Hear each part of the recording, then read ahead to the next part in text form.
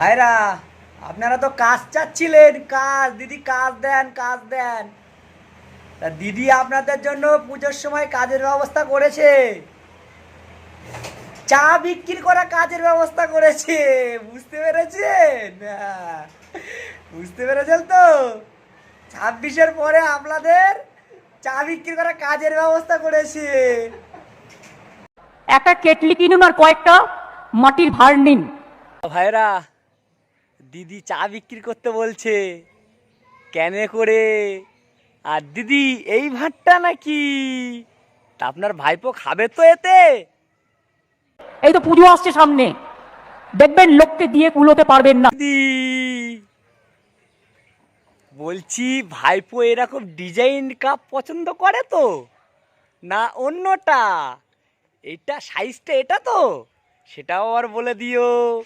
কেন এই পুজো আসছে তো, ভাইপো আবার ডিজাইন চেঞ্জ করেছে, তাই আমিও চেঞ্জ করে দিলাম। কেনে করে চা বিক্রি করব আর ভাইপোকে খাওয়াবো, আপনাকে খাওয়াবো। আপনি আমার এই ডিজাইনটা পছন্দ হবে তো বলবেন আমাকে কমেন্টে, ঠিক আছে? তারপরে সপ্তাহে মাকে বললেন, মা একটু ঘুগনি তৈরি করে দাও। ও দিদি, আমার মা নাই ঘুগনি করে দেবে, তা আমার পিসিও তো কিছু করে দিতে হবে নাকি? পিসি, ও পিসি, তুমি একটু ভাবা পিঠে একটু করে দিও, তাহলে আমার একটু ওই লোক খেয়ে উঠতে পারবে না, ওরা জানবে যে পিসি করে দিয়েছে। পিসির হাতের ভাবা পিঠে খাবে আর পুজোয় ঘুরবে, তাহলে আমারও বেচা কিনা হবে আর পিসিরও নাম হবে। তারপরে সপ্তাহে একটু তেলে ভাজা করলেন। অভিষেক চপ বানাতে পারে তো?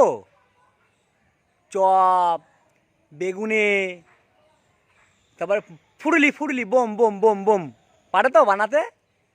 অভিষেককে আমি নিয়ে আসবো। হ্যাঁ দিদি, আমরা না হয় চা বিক্রি করলাম, ঘুগনি বিক্রি করলাম, আর আপনার ভাইপোর ছেলেটা বিদেশে পড়বে নাকি? হ্যাঁ, ভালোই তো শুরু করেছেন। আমরা চা বিক্রি করি কি?